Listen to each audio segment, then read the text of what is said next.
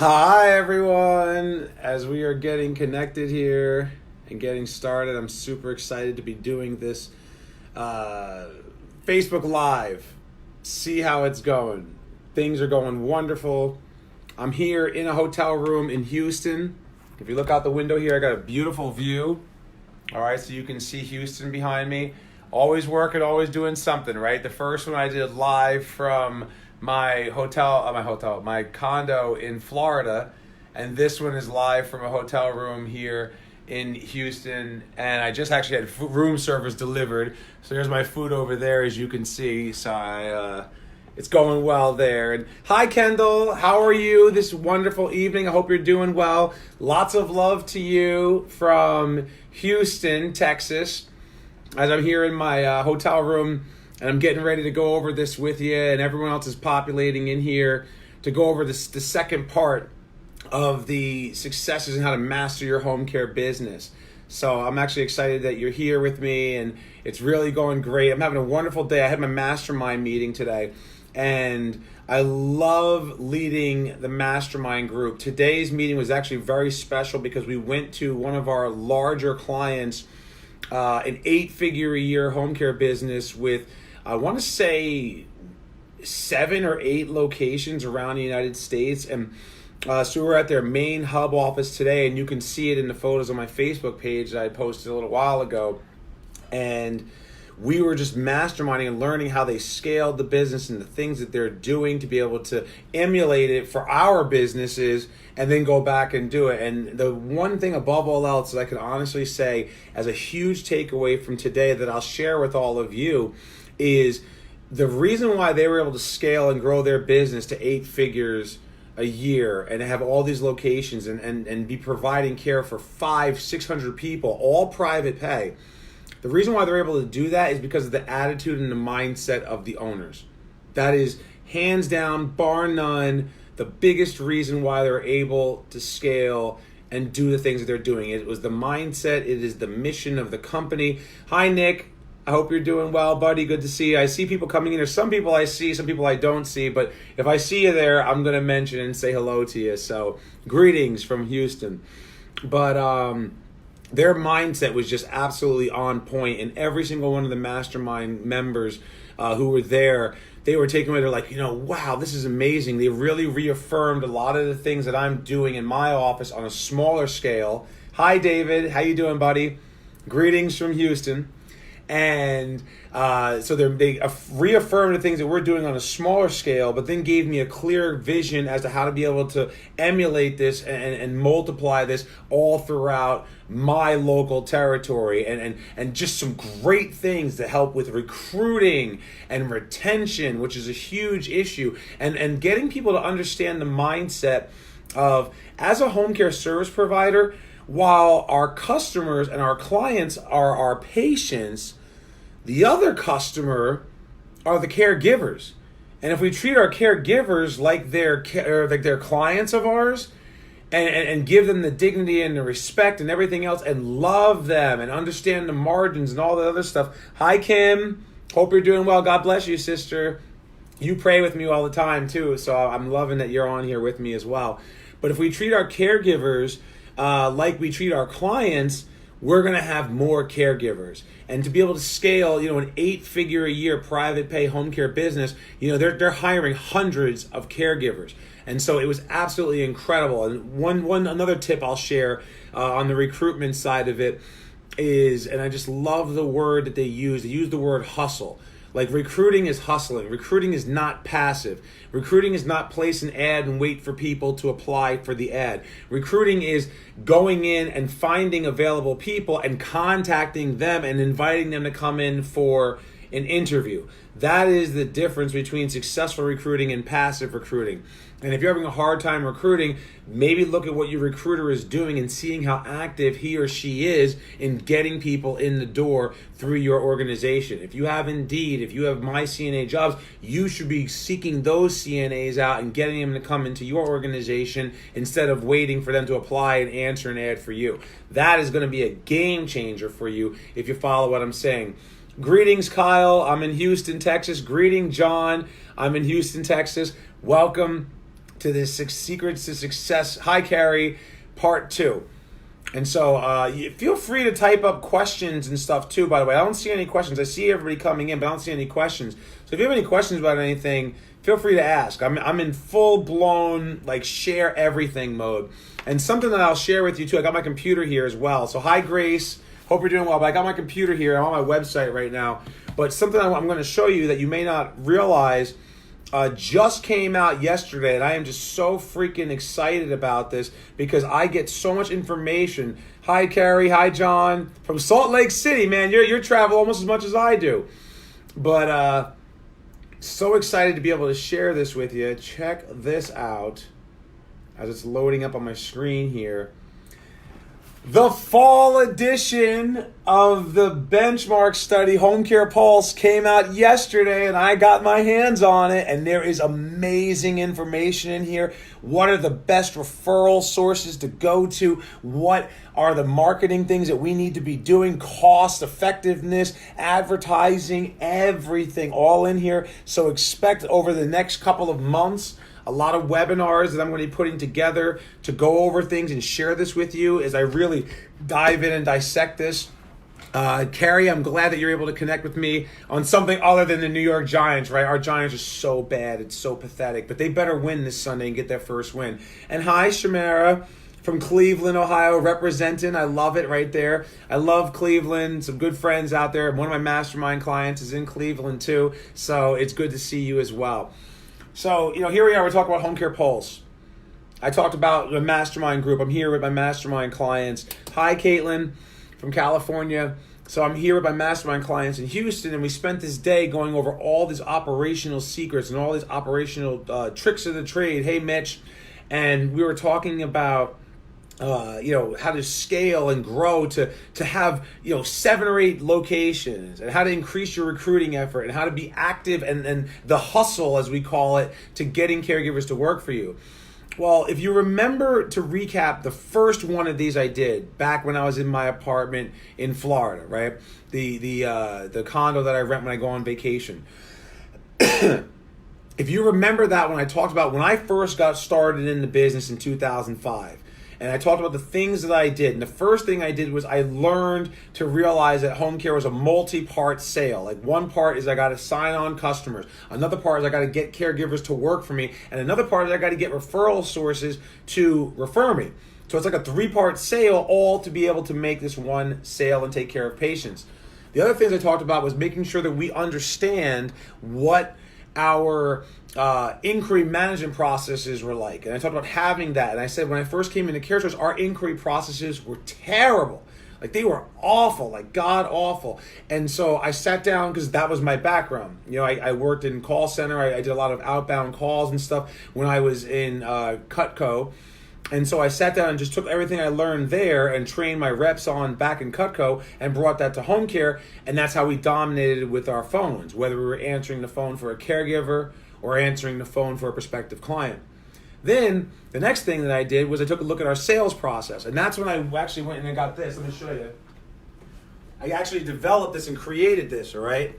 So I created my very own home care sales binder, and I modeled this off of my Cutco binder that I used to be able to sell and sign on customers. And I would go through this. And what this did was this process made it so that I could scale the business. That's the reason why we grew so quickly, because it was no longer reliant on one person to go out and make the sale and sign up a customer. Instead, anybody in my organization could sign on a customer. And that was huge, because it's systems, sales systems, that allowed me to scale and grow as we hired new people. Those systems could then be trained to other people, which then in turn freed me up as the director of business development, who later became the owner of the company, so I can continue to focus on the things that only Steve could do. Hi, Fernando. Hope you're doing well. But focus on the things that only Steve could do, or Brian, who is my partner, who is the boss, he focused on things that only he could do, while the rest of the team continued to grow and we hired new people. This is stuff that I go over with my mastermind clients all the time. This is the majority of what we spoke about today. So now, going forward with this, I want to talk about the next thing that I did. And I want to talk about, hi Caltoon, hope you're doing well. Hi, Alita. I hope you're doing well too, my friend. But I also want to talk about the marketing effort. So while I was learning home care, right, I was learning how to schedule cases. I was learning how to recruit and interview. I was learning how to, how to start up a case and learning how to problem solve when there's issues at the house. All this was happening, and while that was happening, the good news is I was absorbing it. I knew the operation. This is the first thing I want to tell you from a marketing standpoint. This is why when we get people who work with us and come on as clients, I always say the owner should be the one going out leading the marketing initiative, because you know all of these things. When you eventually hire a marketing representative, you got to get them up to speed on understanding the business first, so that when they go out there, they actually can represent it. It doesn't matter if they have healthcare experience. They don't know home care. And if they have home care experience, they don't know your home care business. That's why I want you out there doing the marketing, and then you bring someone on and then you train them. One of the most successful programs that we do with our clients is take existing staff members who are growth oriented and promote them to a marketing person. And they almost, I have like I'm going to say it's something about 90 to 92% success rate, because you have somebody who was a scheduler for you for a year, somebody who was an operations person for a year. I can train them sales and marketing. They already know the business, so when they go to a referral source, they can walk in confidently and say, hey, I know we can deliver on this. Part of the reason why I was so successful is I knew we could deliver on what I was promising, because even if my office staff couldn't staff it, I would find a way to staff it. Even if my office staff didn't have a caregiver, I would find a caregiver. I would do what I had to do to get the job done. There was even a time, and I'm going to share this story with you, which I never shared before publicly online, where I actually went out and took care of a patient. Now, this was, I want to say, November of 2005. It was one of the very first clients that I actually generated. So I went out marketing. I went to a skilled nursing facility. Not skilled nursing facility. This was an assisted living community. There was a man in the assisted living on respite, but they didn't want to move him in permanently because the wife had to go take care of something personal. And so when she came home, she's like, my husband needs help. I can't do it all myself. Who do you recommend? And they said, well, let's give that Steve guy a call. He's new here, but we like him. He's helping out. He's doing some stuff for us. And so they gave the referral to me. I went out, signed him up. Caregiver went out there. She was with the man for about a week and a half, and then she was just a no call, no show. And here I am, I'm still a big guy, as you can see, right? You see the guns here, right? This is solid as a rock, all right? I've been working out since I was 24 years old. So I was in the gym working out at around 6 o'clock at night, and I get this phone call from my client's wife. The caregiver's not here. What am I going to do? My husband has to be put to bed. Can you come over and help us? And I was like, all right, yes, I'll be over. And I'm not a CNA. I don't know what I'm doing, but I'm a caring person. And I just knew this man needed to be put to bed, so I said, I'll be over there after the gym. So I come over, I'm wearing my tank top still. I didn't even get a chance to take a shower or anything. I just went straight from the gym to the house.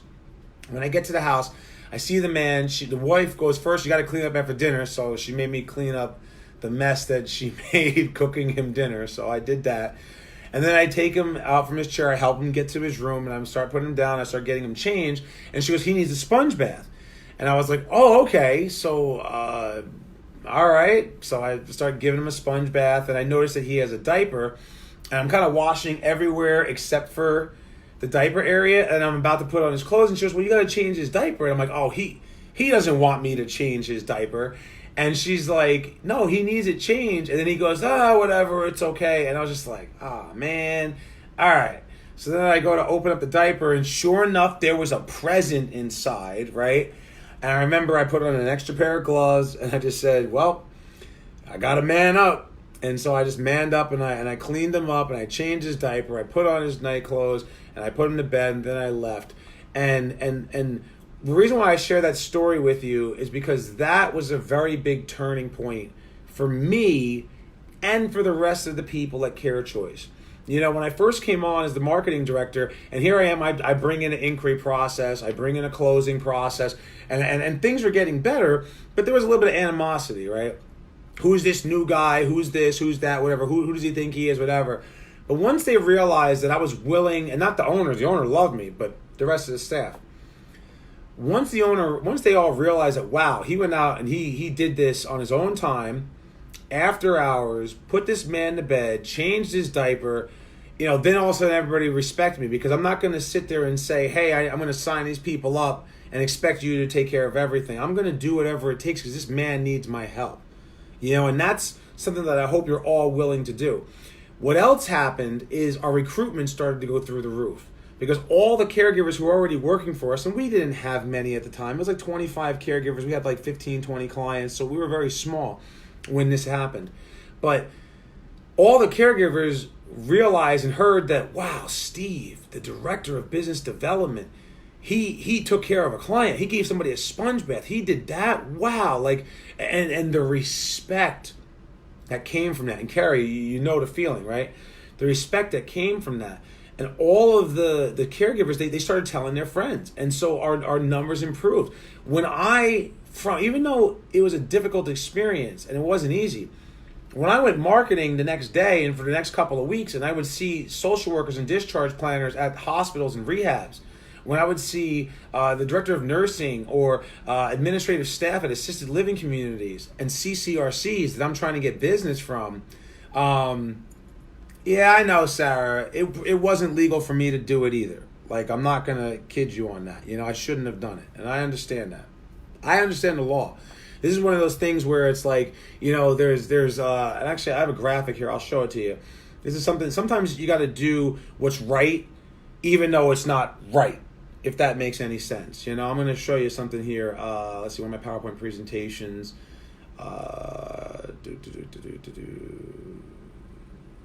the boot camp. And so anyway, I'm going to continue to talk while I'm going through this, trying to find this slide here to show you. But, sometimes you got to do what's right, even if it's not what is right as far as code. Sometimes code is wrong. Sometimes and I get it, but look, here's the graphic. I'm going to show you. I found it right here. Oh, that's not it. Went to the wrong boot camp. San Antonio. I want to go to Tampa. That's where it is. And this particular slide that I'm showing you right now is from my Mission Possible presentation. For those of you who have been to boot camps in the past, you may have seen me I do a bunch of motivational wind-up messages. But this graphic right here, and it says, be ethical, right? Be ethical. And you see that picture, and it says, the right direction, the wrong direction, and then you see an arrow that says depends. And, looking back on it, should I have done it? I'm going to say yeah. Even though I could have gotten in trouble, this man was stuck in his chair. He was stuck in his bed, and Fernando, caring for humans supersedes any law out there. And that's kind of the way I saw it. I mean, is it a liability? Brian told me the same thing. He's like, you shouldn't do that, but I'm glad that you did because that client was happy,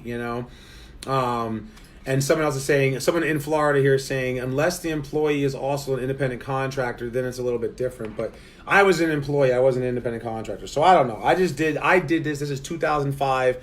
I didn't get sued for it, statute of limitations, whatever, right? But the man needed help. And the point is, when I had that story, when I was able to go to the hospitals, when I was able to go to the rehabs, when I was able to go to the assisted living communities and the CCRCs and the home health companies and the hospice companies that I'm trying to get business from, I could share that story firsthand. When I'm talking to a caregiver who's working for me and complaining about a case, I can share that story firsthand. This is a hard business. Being a caregiver is a hard job. And I know it firsthand. And I'm not willing to ask somebody else to do something that I'm not willing to do myself. And that's part of why we got the successes and the results that we had.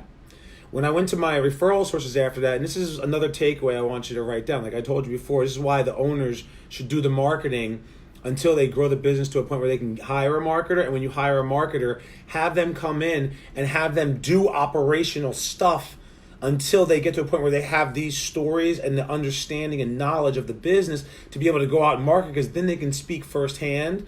Not saying they have to be a caregiver, but when they understand the workings of the business, that's going to allow them to be able to be more successful at promoting the company. Plus, it's also good to see if they really care about the business and they really care about the people, because they've been serving in this manner. So it's going to make for a more effective marketing. So now some things I want to share with you too from the marketing side. I shared all this other stuff. But from the marketing side, one of the things that you want to do is you want to make sure that you are marketing to the right places. Some of you signed up for that course, Initiate, the free online course that I have, and any of you can download it. You can go right to the link that I put in the post here, and it's a free online course, and it talks about basically it's like a blueprint to be able to do all your marketing. And it actually is an overview of my Hurricane University course, which actually starts next Tuesday. For any of you who are interested in being part of that, if you want to be part of that, you can call my office at the number on here and find out how you can get in those classes with me, because it's the last class I'm going to be running this year. So I would highly recommend that. But you got to make sure that the accounts that you're going to are qualified. Like, you don't need to go to 50, 60 places. Even yesterday when I did a training for that large group, so my mastermind clients, we're here today, we learned from them, but yesterday I trained the entire team here as like a little bit of a back and forth. When I trained their team and I'm talking to them, there was one person who's a marketing person who used to work for a home health company. And I said, you know what the biggest difference between my company and all of my competitors? The biggest difference is I don't want you driving to 50 or 60 accounts. Managing 50 or 60 accounts is not productive. You go into these accounts, you hit 40 places in a single week. You walk in, ask for a referral. If they don't have them for you, you leave, and that's the end of it. You know, they see you as begging for referrals. You're not developing a relationship. They don't like, they hate us when you do that. And that's not right. And the reason why my clients are so successful, because I have them focus on 20 places, not 50. And in those 20 places, I have them develop a relationship with everybody in those 20 places. So that when you have a relationship with everybody in there, everybody knows you, everybody likes you, everybody trusts you. And when they trust you, that's when they send you referrals. It's not just about the social worker.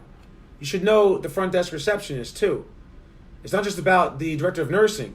You should know that administrator too. It's not just about another social worker. You should know those therapists that work there. You should know the admissions department. You should know the activities department. You should know maintenance. You should know everybody who works there. So that when you show up, it's not, it's Steve. It's, oh, hi, Steve. How you doing? What's going on? And then as you're managing these accounts, and it goes further too, like in the course, in the Initiate, I talk about qualifying them. And in the Hurricane University, I actually teach you how to qualify each account and what are you looking for. Because if you go to 20 places, but you don't know what, and that, Fernando, you're 100% right. You go there on a consistent basis and you share your why, and you never want to lose that connection. That's why you continue to do it. That's why they welcome you. So I'm glad that you shared that, Fernando. But it's one of those things that when you qualify these accounts and you know their potential to refer you is great, then you spend all your time there. If you can get, and I want you to write this down, everyone, if you can get just 4 places that are well qualified to refer you, hi Gustavo, if you can get 4 places that are well qualified to refer you 2 patients a month, think about what we're asking for. 4 places to refer you 2 patients a month. Do you realize that's 100 patients a year? The exact number, 4 times 24, comes out to 96.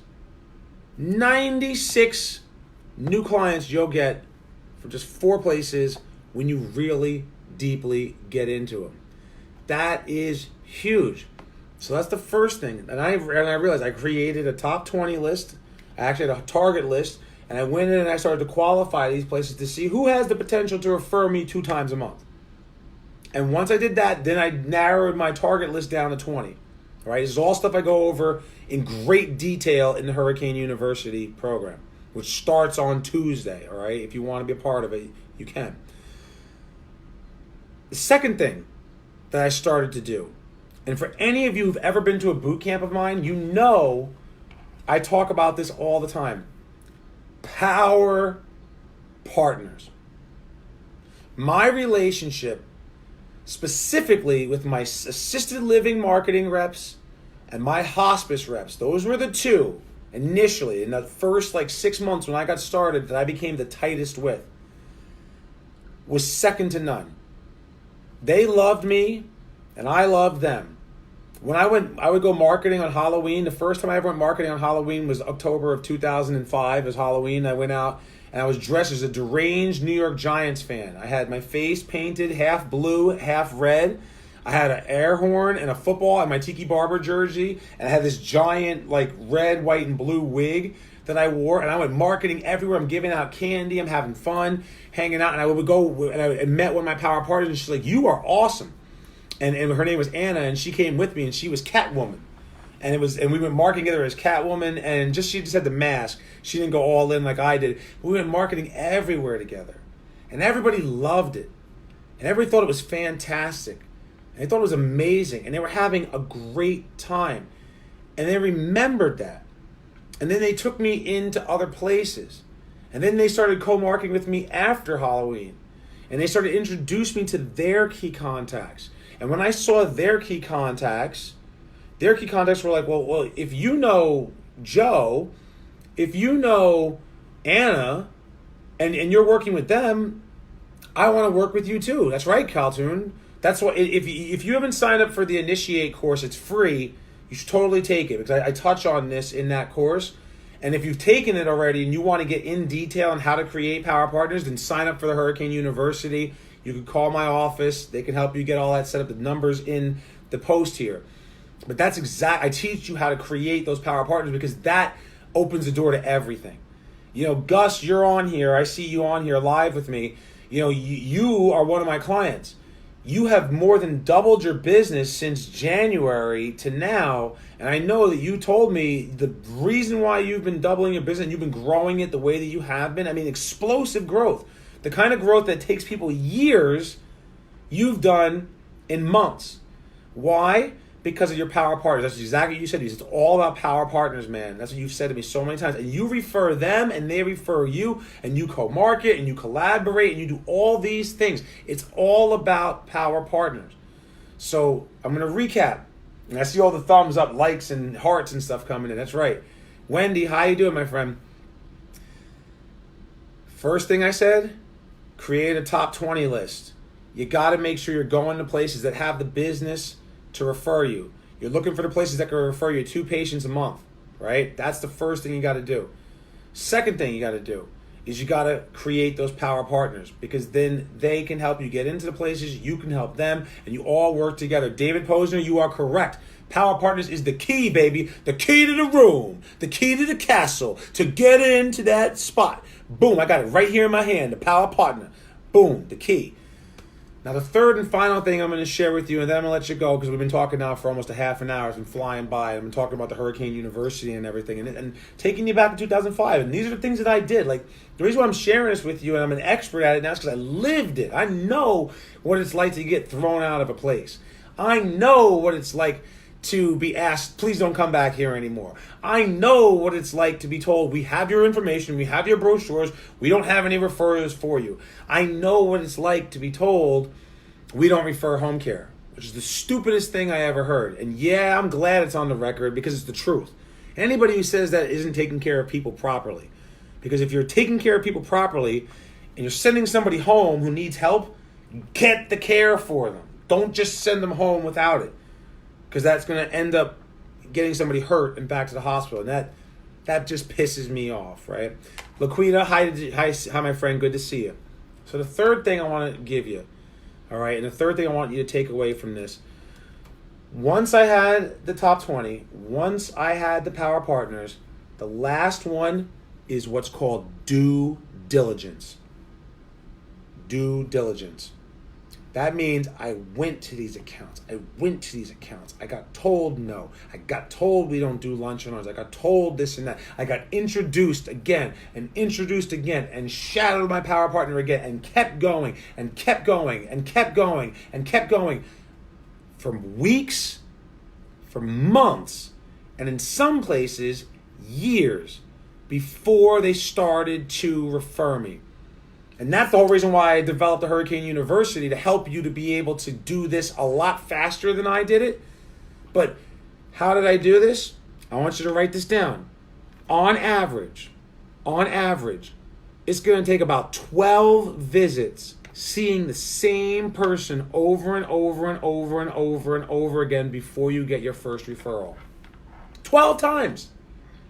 If you go every single week, that's right, all the love, Laquita, that's right. If you see the same person for 12 weeks in a row, over and over again, you will, if you're lucky, you'll get your first referral. Now, if you do that every single week, that's 3 months. And I'm going to tell you, I told you I started August 15th, 2005, right? When did it explode? December of 2005. It was in the month of December when I, with all of the effort that I did from the end of August to September, September to October, October to November, and I got some clients. I got like 4 or 5 clients in that time. But in December, I literally doubled the census of the company. Doubled. We went from 16 clients in the beginning of December to 32 clients at the end of December. By January 1st, we had 32 clients on the census. And it was because of the persistence. Because I kept going to these accounts again and again. I was there with my power partners. They helped me get in. I went to every event that they went to. And I brought value to my visits. In the Hurricane University course, there's 3 parts to it. There's what's called Fast Start. And in the Fast Start, I teach you how to be able to get into the account and start getting lunch and learns and how to create power partners and everything else. All right, this is the Fast Start class right here. You see it on the screen right here. This is my desktop. So you get the modules and all of that stuff, and it's 6 courses on how to do that. Then in advanced training is where I teach you how to, now that you're in the account, now that you've done lunch and learns, what do you do after the lunch and learn to develop the account so you always have a reason to come back again and again and again and again. That is what I figured out in those first 4 months, to always bring value to my visits so that when I showed up, it wasn't like I just showed up and I said, hey, do you have any referrals? No, I showed up and I brought them a promotional item. I showed up and I gave them an invitation to an event. I showed up and I followed up on a lead that was given to me. I showed up and I conducted an event in the account. I showed up and I promoted someone else's event. I showed up and I noticed that they had a bad day and I just sat down and I listened to them. These are people. They're just like you and me. And when you do that every single week, and I'm telling you, and 12 weeks is an average, there is one particular person, and in the advanced training class, right, I was just showing you before, I go over long-term development. There is one person who, hi Erica, welcome. There is one person who I talk about all the time, who I started and met in September of 2005. And I went to her and I saw her every week to 2 weeks, all the way until Memorial Day weekend of 2006. We're talking over 9 months. That's right, Erica. That's right, Sangeeta. That's right, Gustavo. It took 9 months of every week. That's like 30 weeks. 30 times I saw her. And you know what happened? And you know why it took so long? Because she was already working with someone else that she already trusted. So I was developing trust, but I was being persistent, putting in my due diligence, which I said is the third thing I want you to write down. Due diligence, right? And it was Friday, 4:30 in the afternoon. Here I am. I was Steve the single hurricane, right? I didn't have a wife or a girlfriend at the time. I'm driving down to the Jersey Shore to go have a good time with my friends. And I get this phone call from this lady at this rehab center. And she said to me, Steve, I got somebody going home right now who needs a live-in, and the company that I use, they fell through, and I don't know what to do. Can you help me? And I turned around, and I drove over there, and I got the lady signed up. I brought her home in my car, waited at the house until Brian, who was the owner of the company at the time, showed up with one of the caregivers that he got around 7:30 that night, and our nurse showed up. The following Friday, the same social worker called me back in the same exact situation, and I did the same thing. The following Tuesday, it's now the second week of June, called me 4:30 in the afternoon, dropped everything, came over there. The next day, I go in the account to follow up and let her know what happened with that client. And she goes, Steve, I got to say thank you.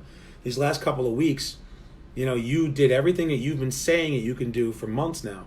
And people always come in here and they market to me and they tell me that they can do this and they can do that, but you really are delivering on it. And so I want to say thank you. And I looked her in her eyes and I said her name. And I said, if you think I'm amazing with no notice, just imagine how good I could be if you gave me 2 days notice. And she goes, understood. And from that day forward, that one social worker, she referred me and my company close to $10 million in revenue generated from all the patients she sent me. $10 million in revenue generated from all the patients that she sent me and the patients that people that she knew sent me, all because of that due diligence. All because of that relationship that started first because I qualified. I knew that account had the business. And this is all stuff I'm going to teach you in the Hurricane University program. All right, the last class that I'm doing for this year starts on Tuesday.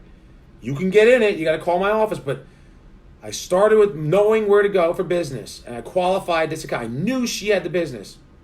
I created Power Partners who helped me to get established in that account and get past the gatekeeper so I can come back and drop by anytime I want to. Help me schedule a lunch and learn and stuff that I'll go over with you in Fast Start and Advanced Training, right? And then I put in my due diligence and I was persistent and I followed a plan that's tried and true over and over and over and over again. And that's how I was able to grow my company to the $5+ million empire it was in 2009 when I became the vice president part owner, to 2011 when we flipped and sold the company for several $1 million. And then to 2012 when I started Hurricane Marketing Enterprises, the company that I own and love for the last 7 years now, where I have literally trained thousands of people all around the world in 6 different countries and the United States, so 7 total. This works. You have to put in the work.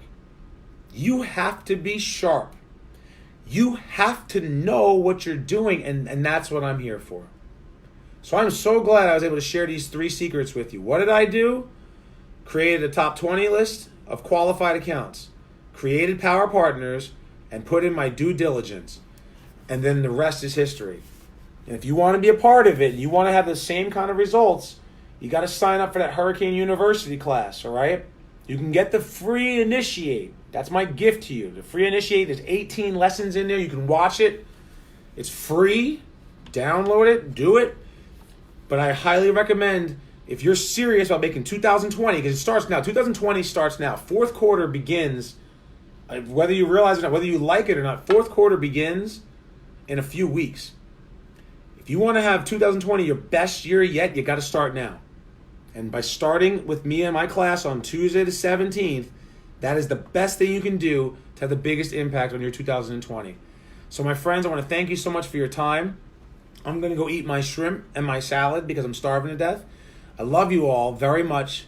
I want to, again, thank you for your time. I also, throw out shout to the Lord. All right, I'm a deacon. I'm a minister. I love each and every one of you. I pray for each and every one of you. God just sends His light, His blessing to be upon you as you walk around there, as you're marketing, as you're trying to take care of people. May He guide you on your quest.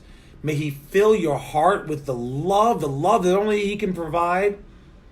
And may He give you the abundance the abundant life that I like to call it, that again, only He can provide. I love you all. God bless. Thank you so much. I'll talk to you soon.